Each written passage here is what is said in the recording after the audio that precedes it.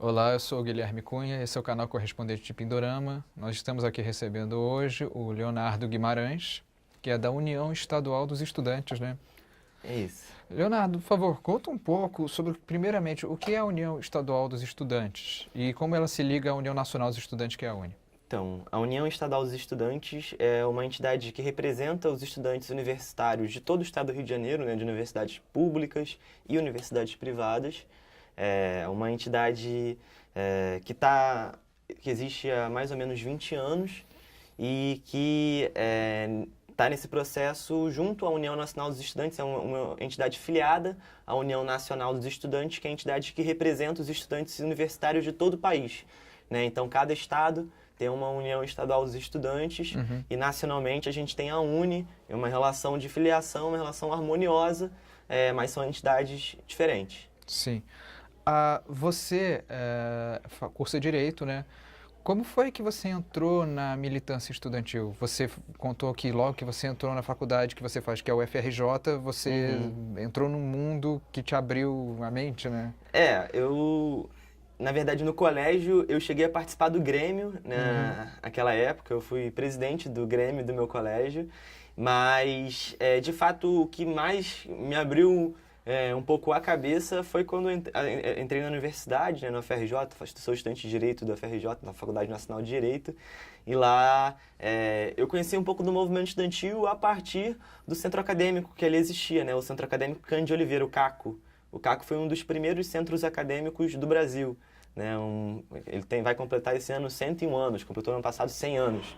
Então de fato, um centro acadêmico muito importante que, inclusive, fundou a UNE. Né? A UNE que Nossa. também, nesse ano, em agosto, completa 80 anos de história. O Caco é o berço da UNE, O não? CACO foi um dos centros acadêmicos que fundou a União Nacional dos Estudantes. Aí, já no centro acadêmico, eu conheci um pouco mais sobre a UNE, comecei a me engajar, comecei a conhecer mais os outros centros acadêmicos da UFRJ, comecei a disputar e participar, né, do processo ali do Diretório Central dos Estudantes da UFRJ, desse Mário Prata, e posteriormente vim para cá, para a União Estadual dos Estudantes, onde eu estou aí até julho, que é o nosso congresso, presidindo essa entidade, a Você União preside a Estadual dos entidade Estudantes. desde que ano?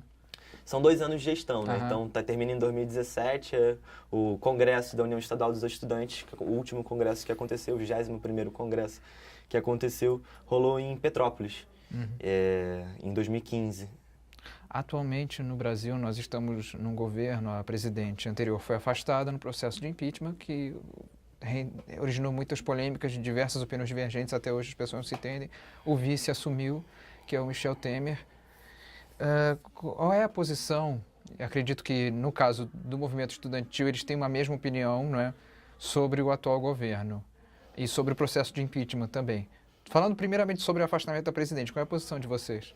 A UNE e a União Estadual dos Estudantes debatem as suas posições nos seus fóruns e nos seus congressos, né? Então, o último congresso da UNE tratou de uma resolução e aprovou uma resolução política, mas não só no congresso, como também nos seus conselhos, né? Recentemente, a gente fez 2 encontros de D10, encontros de D10 de todo o país se reuniram para também tratar dessa questão. E o posicionamento que a gente tem acumulado junto com os D10, junto com os estudantes debatendo em congresso, nas reuniões da executiva da UNE, é que a gente passou por um processo de afastamento da presidenta Dilma, né, com um processo de impeachment, né, que deveria falar qual que é o crime de responsabilidade, né? Porque um processo de impeachment é um processo que existe a partir do momento que existe a comprovação de um crime de responsabilidade. E não só nós, mas boa parte dos juristas do país também vem defendendo que o que a Dilma fez, as ditas pedaladas, não tem nenhuma ligação, por boa parte do entendimento dos juristas, com um crime de responsabilidade em nome da presidenta da República. E eu acho que isso fica bastante evidente quando a gente lembra, né, que recentemente completou 1 ano daquela votação da Câmara Federal, né, em que os deputados colocavam por que estavam afastando a Dilma. E uns falavam pela família, por Deus... Pelos corretores de seguro do Brasil.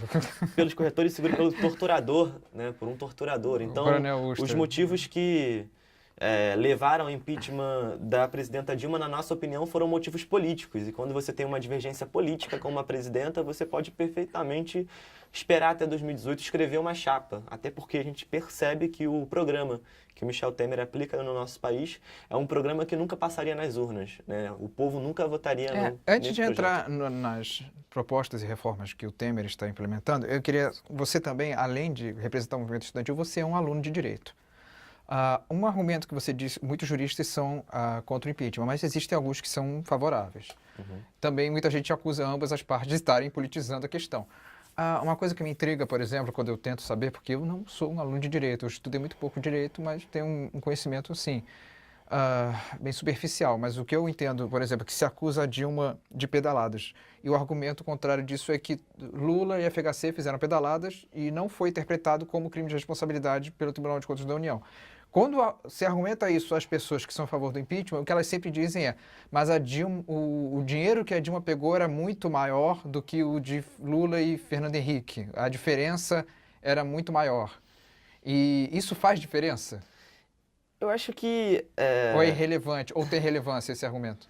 Eu acho que se existe essa operação, né, uma operação fiscal de abrir créditos suplementares para pagar benefícios sociais, que foi o que aconteceu, né? Você abre crédito para você pagar o PAC, para você pagar o Bolsa Família, para você pagar uma série de despesas que o Estado tem antes de se aprovar o orçamento da União, né? Que é aprovado pela Câmara Federal. Antes disso, historicamente, os presidentes têm feito a mesma coisa, né? Todos eles têm feito a mesma coisa. E por que não aconteceu com os outros? Não, é isso que eu perguntei. Mas... Eu acho que é exatamente isso. Eu acho que não justifica o montante, até porque não tem isso previsto, a questão do montante que foi aberto de crédito suplementar na lei. Isso não faz a menor diferença. diferença. Legislação não está isso colocado na lei. E tem divergência na própria doutrina, entendeu? A própria lei e a doutrina, os juristas do país, eles divergem, né? E eu posso dizer com muita tranquilidade que, por exemplo, na minha faculdade, todos os professores de processo penal, todos eles... compreendem que não existiu nenhum crime de responsabilidade fiscal, todos eles, da Faculdade Nacional de Direito, e a boa parte dos grandes juristas do país, né? Foi mais um ato político mesmo.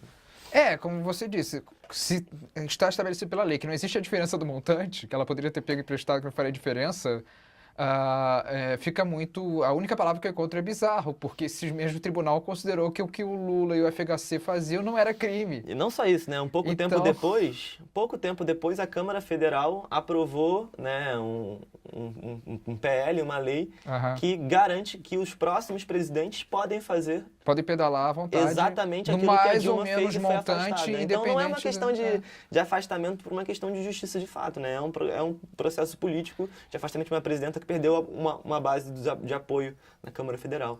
Inclusive, o Michel Temer reconheceu ao vivo no programa da Bandeirantes que o Eduardo Cunha contou a ele que mudou de ideias, decidiu aceitar o processo de impeachment porque o PT não ajudou não ajudou quando ele foi cassado por corrupção pelo Conselho de Ética. E como o PT, que é o partido da Dilma, não ajudou, ele decidiu aceitar esse pedido pelas pedaladas. Então, é uma coisa muito desonesta intelectualmente das pessoas que defendem o impeachment com base nisso. É um suborno nacional, né? Um suborno. Se você não me ajudar a me safar, a livrar a minha cara, você e o seu partido, então eu vou iniciar um processo de impeachment que não tem base legal, mas que vai ter uma base material, né, de apoio político, porque eu tenho a maior parte dos deputados federais. Então nós podemos dizer que quem apoia impeachment está apoiando a legalização do suborno. Pode ser que sim. Quem apoia o impeachment, eu acho que precisa, em especial nesse momento da política, eu acho que também um debate que a gente tem feito dentro do movimento estudantil, que cada vez mais, assim, a gente tem que compreender que o impeachment, ele dividiu o Brasil, né? As ruas, elas ficaram divididas, as pessoas tinham uma passeata com 1 milhão de pessoas, depois tinha uma passeata com 600 mil pessoas. 800 mil. Então, 800 mil. Então, era um processo ascendente, né? De luta, de gente indo para as ruas. Eu acho que a gente precisa, para além de ter uma postura agressiva para aqueles que foram para as ruas pelo afastamento da Dilma, mostrar, cara, o que está acontecendo no país. Eu acho que, olha o que está acontecendo no país. Você acha que a corrupção foi afastada? Porque, inclusive, o debate que se faz hoje é que se tirou a Dilma porque a Dilma estava destruindo o Brasil. Aí faz essa pergunta, e agora? O que o Brasil melhorou? Tem até um post no Facebook que tá uma galera botando. E aí, eu quero que venha aqui falar aqueles que melhoraram de vida com o Temer. Eu acho. Até agora não vi nenhum comentário. Mais um argumento que é muito usado pelas pessoas que também defenderam o afastamento da Dilma é que agora o Temer está tendo que implantar medidas para corrigir os erros do PT. Eu acho que... E que a Dilma e o PT nos deixaram nessa situação e agora eles estão tendo que fazer esses sacrifícios, digamos quase heroicamente, né, para nos salvar do mal que é causado por eles. Né? Olha, em O geral, argumento é basicamente esse. em geral o herói entra na guerra, né? Pra salvar o povo, entra na luta e não é isso que a gente está vendo no nosso país. Os políticos permanecem com vários privilégios. A gente percebe que todos os ajustes que são feitos, eles são feitos não para corrigir desproporções históricas, desigualdades sociais que existem no nosso país. Eles estão caindo para cima da classe trabalhadora, dos estudantes, das mulheres, É dos isso que negros. eu queria entrar, porque agora, saindo um pouco desse lado dos que aprovam, vocês, do movimento estudantil e todo, como você falou, inúmeros juristas reconhecidíssimos, eu acredito que até o Papa, pelo que o Papa disse não quer reviar o Brasil, eles acreditam numa tese de que a Dilma foi afastada e o Temer foi colocado. Não só a Dilma teria que ser afastada, eles queriam colocar o Temer, porque o Temer ia implantar uma série de medidas que, em meio à crise, iam proteger pessoas, digamos, do andar de cima e penalizar as do andar de baixo, que somos nós. A impressão que ficou foi essa. Eu digo isso porque, recentemente, o Papa Francisco disse que não viria ao Brasil e deixou claro, obviamente, ele não pode se meter em questões, não citar nomes nem nada, mas ele disse, nós somos contra medidas que penalizem os pobres pela crise. Logo que o Temer entrou, ele fez uma série de protecionismos, aumentou salário de judiciário, aumentou salário de cargo comissionado, aumentou verba publicitária para os donos de grandes emissoras e grandes jornais e TVs, isso em meio à crise. E logo depois implantou as medidas, né, como é que se chama? Contracionistas, né? É uma medida, é uma receita que, antes de qualquer coisa, é importante falar que ela já foi testada em outros países, né? Quando a gente tem essas crises sistêmicas, econômicas, que a gente viveu pós a crise de 2008, que começou lá nos Estados Unidos e passou para o resto do mundo, e a gente foi sentir com mais força agora, também pela queda do preço do petróleo. Então, uma crise econômica que, na nossa opinião, ela começa de forma mundial e cada um dos países apresenta respostas diferentes para essa crise. E essa receita que está sendo feita, está sendo testada aqui no Brasil, é uma receita que a gente viu que não dá certo. Não adianta nada você arrochar os salários, não adianta nada você reduzir os direitos trabalhistas, não adianta nada você mexer na Previdência para retirar direitos da classe trabalhadora. Se você quer, de fato, reconstruir o sistema, você tem que fazer medidas que mexam nas estruturas desiguais que tem na nossa sociedade, né? Então, para gerar emprego, precisa... você retirar direitos dos trabalhadores para gerar emprego, é isso que é a solução? Você acabar com a reforma da Previdência, é esse o gasto que a gente tem no Brasil? A Previdência, quanto que representa o gasto de Previdência que a gente tem no Brasil em relação ao orçamento da União? Quanto que representa o dinheiro que a gente dá para pagamento dos juros da dívida? Né? Tem outras saídas, na nossa opinião, da gente retomar o desenvolvimento, superar a crise. E as medidas que o Temer está fazendo são receitas que não resolvem, são receitas que não acabam com a crise, pelo contrário, aumentam a crise e, em especial, no meio da crise, aumentam as desigualdades. Né? E aí de nada adianta. Tinha gente, eu vi outro dia no jornal, no Globo News, né, falando que bom que a inflação tá segura, né, tá controlada. Isso aconteceu, é bom ter isso porque isso aconteceu por conta da desvalorização e do desemprego. Então, o desemprego alto e a desvalorização do salário das pessoas gera a inflação. E a manchete era isso, desemprego e desvalorização do salário gera queda na inflação, grande vitória, uma coisa assim, né? Comemorando o desemprego. Eles pediram desculpas, inclusive, por essa manchete, porque era totalmente esquizofrênica. Era muito contraditório, né? Apresentar uma manchete positiva de um dado que é absolutamente negativo, né? Então, é isso que a gente vem falando, essas medidas, a reforma da Previdência, a mudança na legislação de terceirização, a mudança e a reforma trabalhista, né, que está sendo votada agora na Câmara, toda hora sendo adiantada. É impressionante como tudo ainda cai em cima da Dilma, porque na questão da terceirização, a lei, para começar, a proposta da lei foi feita no governo Fernando Henrique e foi enrolada para o governo Lula para não ser feita. Chegando no governo Dilma, já havia muitos terceirizados e ela propôs a mudança que diferenciava a atividade meio da atividade fim. A atividade meio, logicamente, é o pessoal que lida com os serviços internos de uma empresa. A atividade fim é porque a empresa é feita. Por exemplo, é uma empresa de uma fábrica de cigarros ou uma fábrica de carros, não é o fabricante da empresa ou o executivo da empresa, é o pessoal da manutenção, da atividade meio é isso, que mantém a empresa ali, né? A limpeza, a Dilma queria diferenciar que esses poderiam ser terceirizados. Mas a atividade fim, os operários da fábrica, os funcionários em geral que estão ali para aquilo, eles não poderiam ser terceirizados. Né? Um exemplo aconteceu, por exemplo, na emissora Record, que demitiu vários dos funcionários e recontratou eles como terceirizados. E eu fiquei sabendo que pela primeira vez em vários anos a Record abriu no azul e não no vermelho. Mas para eles foi horrível. Então é uma medida totalmente a curto prazo. E a Dilma temia por isso, né? Então ela quis diferenciar isso na lei. Que a terceirização só valeria para atividade meio e não atividade fim. Eu acho que a máscara está caindo. Eu acho que mais do que debater e entrar nessa polêmica de olhar um pouco por retrovisor e olhar como que foi no passado, né, fazer disputar essa narrativa sobre como foi esse processo de afastamento da Dilma, agora é o momento da gente chegar para a população, e aí no meu caso, que estou à frente da União Estadual dos Estudantes, falar para os estudantes e para que eles percebam o que está acontecendo, né? A máscara está caindo. Né? A gente percebeu por que aconteceu o que está acontecendo. E tem que mostrar para eles que quando você tem uma crise e você acha que a solução para a crise é apresentar a retirada de direitos da classe trabalhadora, isso não funciona. Isso funciona para quem, aliás?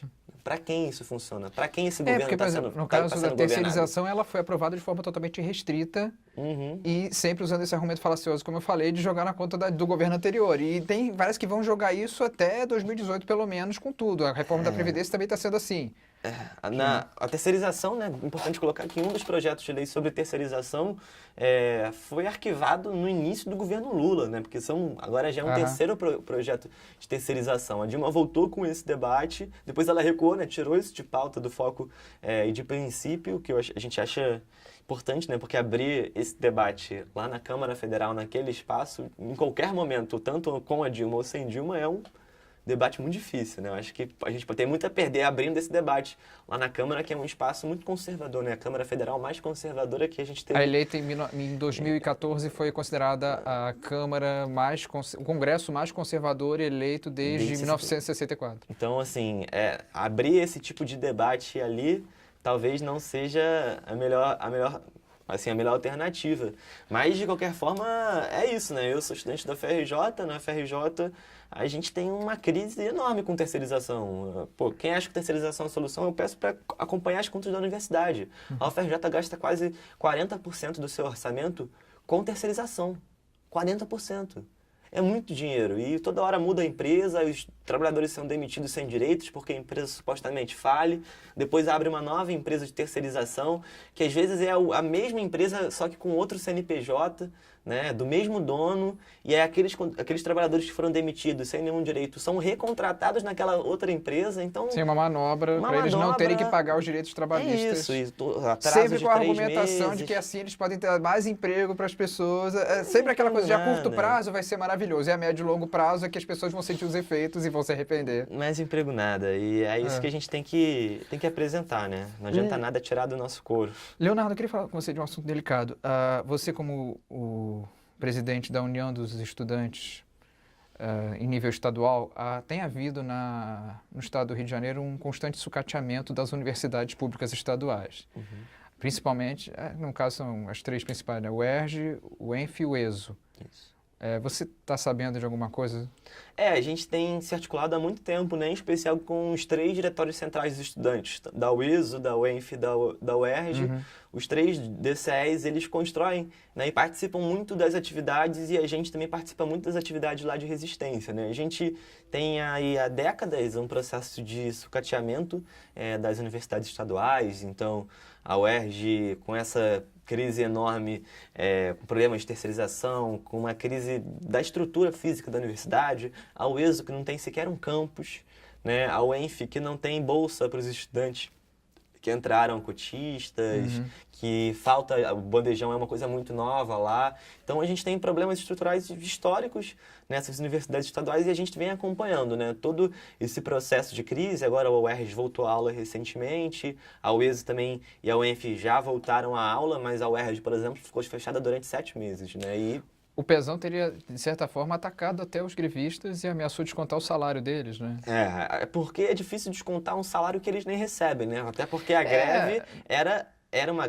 Não existia greve de professores na UERJ, por exemplo. No caso da Os UERJ... professores estavam sem receber. Como é que eu vou trabalhar sem receber? Isso, e os serviços, exatamente, alguns dos terceirizados começaram a falhar. Quando começou a crise, já os terceirizados falharam. O pessoal da limpeza não tinha condição lá. E tem outros casos ali de estrutura que você falou que são bizarros, saíram nas manchetes dos jornais, como o ascensorista do elevador que não funciona. As pessoas têm que gritar para o ascensorista chamar. Isso numa universidade do tamanho da UERJ, que é uma das maiores do Brasil, você precisa gritar para o assessorista levar os alunos até as salas. É uma coisa inacreditável. A crise na educação aqui no estado do Rio de Janeiro não é uma crise, né? É um projeto. Um projeto de décadas de ausência de investimento, e há muito tempo a gente debate essa política educacional aqui no estado do Rio de Janeiro. A gente, todo ano, quando faz o debate do orçamento, né, das universidades estaduais, a gente tem vários professores, economistas que fizeram um processo grande de pesquisa, de debate, para dizer, né, qual que é o orçamento mínimo que a universidade precisa para garantir a qualidade, em especial a UERJ, que é pioneira no projeto de cotas, de democratização do acesso à universidade pública.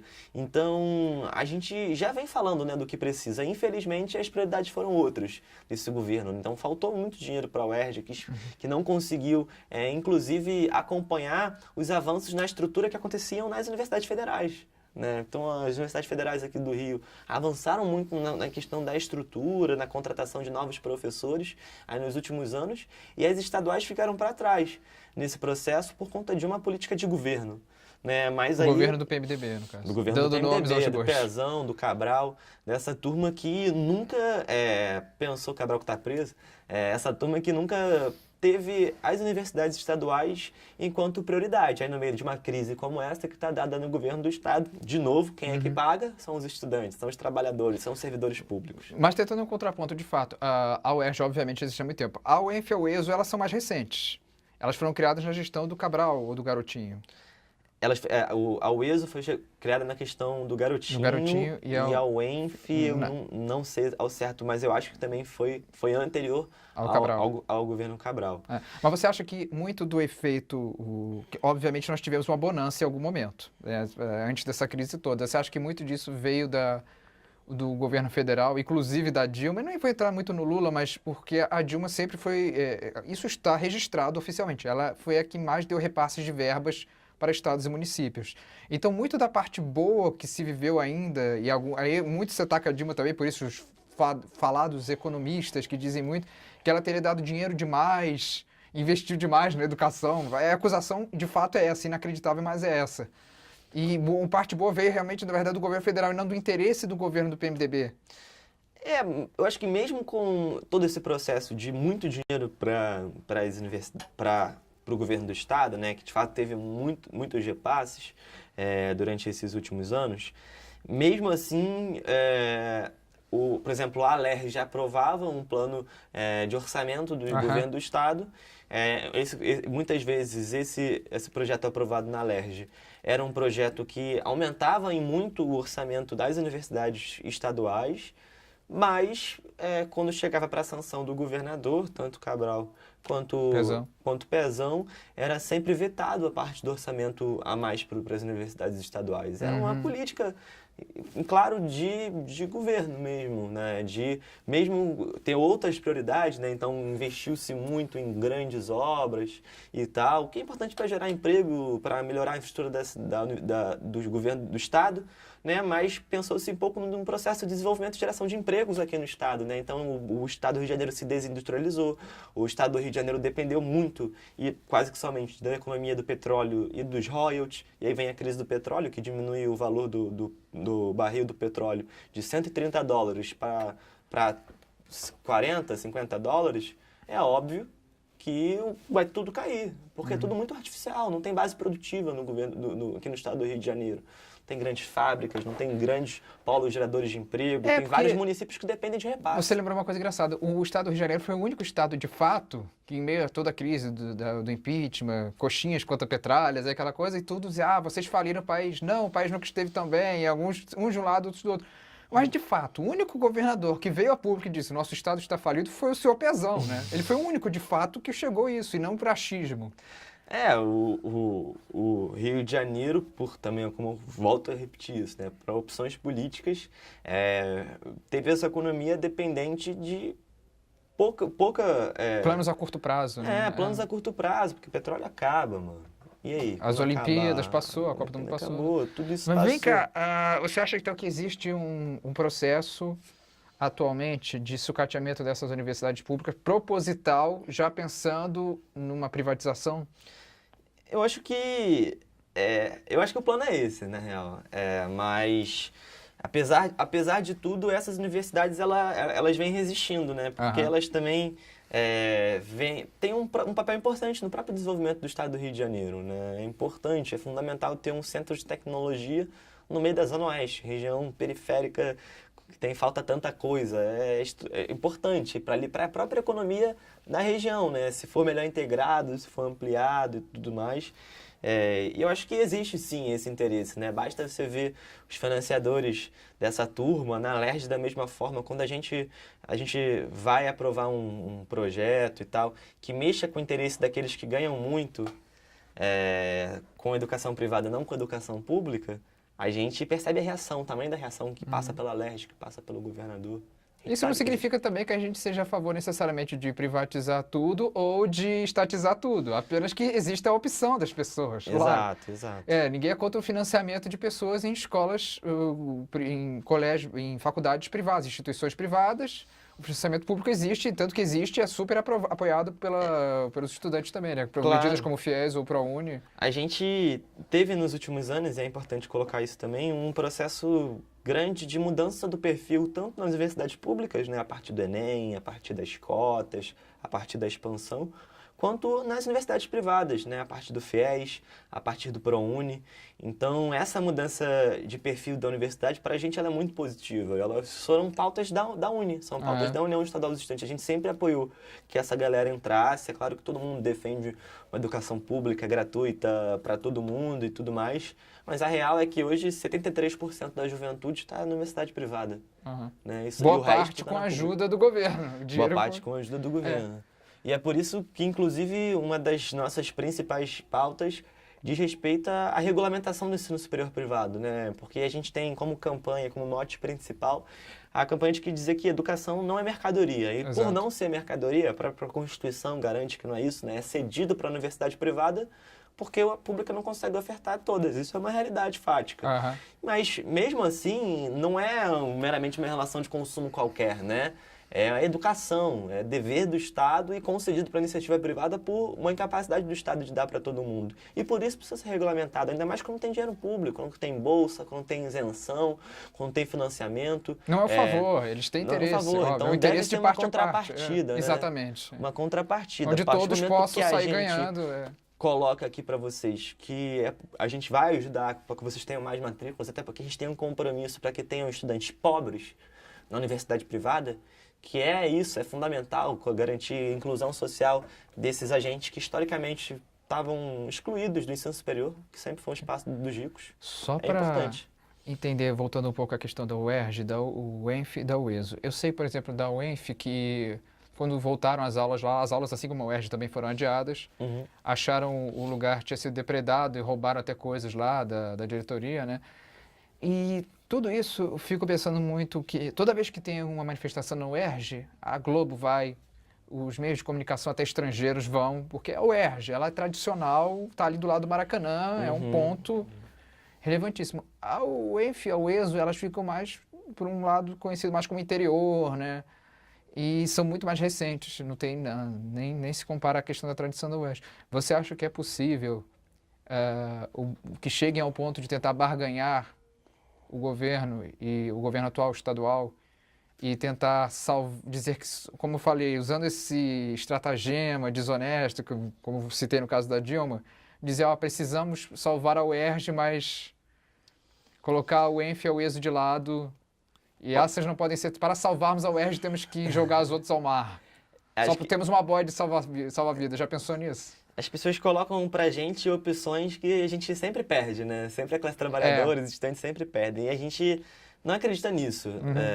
Não, a mas gente espera que te não. digo- A gente espera que não. A gente espera que não. Até hoje, o diálogo que a gente vem tendo. E eu acho que é importante também estabelecer esses diálogos, porque, por exemplo... Mas a eu te gente... digo isso porque, citando esse exemplo como eu falei, de que eles usam tudo que a Dilma, o PT e particularmente a Dilma, ou falam do PT em geral, dos três do PT ou do governo da Dilma, e sempre usam isso como argumento para tudo que eles estão fazendo. Tudo é por causa de erros passados. Se estamos arrochando o trabalhador é por causa de erros da Dilma, do PT. Tudo é uma desculpa para qualquer barbaridade que eles façam, que a gente está vendo aí, né? Essa avalanche de coisas ruins das reformas entre aspas, do Temer. Então, parece que já que o discurso é tão desonesto, que eles podem levar isso, esticar isso ao máximo e tentar, tipo, ainda saírem como, mais uma vez, os heróis, né? Dizer, salvamos a UERJ, mas em compensação todas as outras. Ou seja, nós retrocederíamos ao que era nos anos 90, quando só tinha a UERJ. Eu acho que isso Já que, como pode você já falou, acontecer. o que você citou antes do programa econômico é um programa neoliberal, que era o que era usado nos anos 90. Então, parece que a gente está tentando voltar aos anos 90, né? Tudo. Eu acho que pode ser que esse debate aconteça. Até agora não aconteceu, né? O que sempre o governo do estado coloca, que eles têm um compromisso com essas universidades, mas por conta da crise é impossível pagar as bolsas e tal, é impossível pagar os professores, é impossível... Tem gente devendo 13º salário dos professores de 2016, assim, para ter uma noção de como é que está, não só a questão das universidades estaduais, como os servidores públicos aqui do estado. Né? Mas a verdade também é que esse governo está na corda bamba, né? E se eles mexerem em alguns lugares, pode de fato aumentar ainda mais essa corda bamba, porque é isso, tem um processo de impeachment passando na LERJ, Contra o Pezão. Contra o Pezão. Tem um processo mesmo de um racha ali dentro, interno do PMDB ali, né? Uma galera que quer também se articular para retirar o Pezão e uma crise que não aparece ter muito como salvar, tá difícil. Você concorda com a tese de que tanto o Cabral quanto o Pezão sempre, no fundo, nunca governaram, de verdade quem mandava realmente era o Pisciani? Olha, é o que dizem. Ele, de fato, tem uma Poder, influência né? política muito grande, né? O Pezão é um poste do Cabral. Aí quem que manda mais, Cabral ou o Pisciani, eu não sei não, mas acho que os dois são dois chefões aí, dois poderosos E você acha que o chefões. interesse deles é levar a gente a esse ponto, né? E não...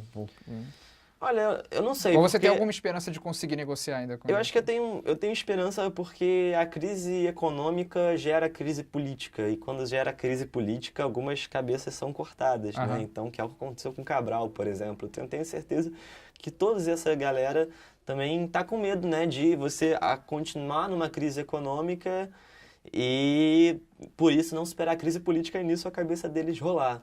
Então, eu espero que eles tenham a honradez, eu espero que eles tenham a sensibilidade, a consciência mínima de perceber que se mexer ali no formigueiro ali das universidades estaduais vai dar problema para eles. Já está dando e pode dar muito mais. Então, a perspectiva que eles sempre apresentam, né, a Secretaria de Fazenda, a Secretaria de Ciência e Tecnologia, é dizer que existe um processo, é sempre assim, vamos pagar no mês que vem, devo, não nego, pago quando puder, espero poder. Espero que paguem todo mundo, espero que as universidades estaduais voltem à sua normalidade acadêmica, né? As aulas já voltaram, espero que não parem.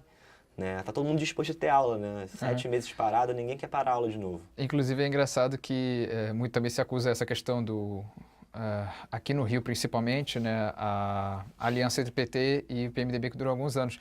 Mas é curioso que o Pezão sempre foi descaradamente contra o impeachment da Dilma. E agora fica claro por quê, né? Ele sabia que não teria mais o repasse federal do Temer. Então, como você disse, eles são um partido rachado que está rachando o Brasil, né? Cada vez mais a própria base, que é aquilo que eu falei, né? Aquela própria base que sustentou todo esse processo está começando a se desmoralizar. E se desmoronar. E desmoronar, né? Por isso que o Temer tem 14% de aprovação, ou 12%. 9. 9. Sopraram pra gente cada 9. Cada vez mais Tá diminui. desmoronando cada vez mais. Então... Vai derreter até o final dessa entrevista. Espero. Se tudo der certo. Tá bom, Leonardo, muito obrigado pela participação. Valeu. Viu? Até a próxima, pessoal.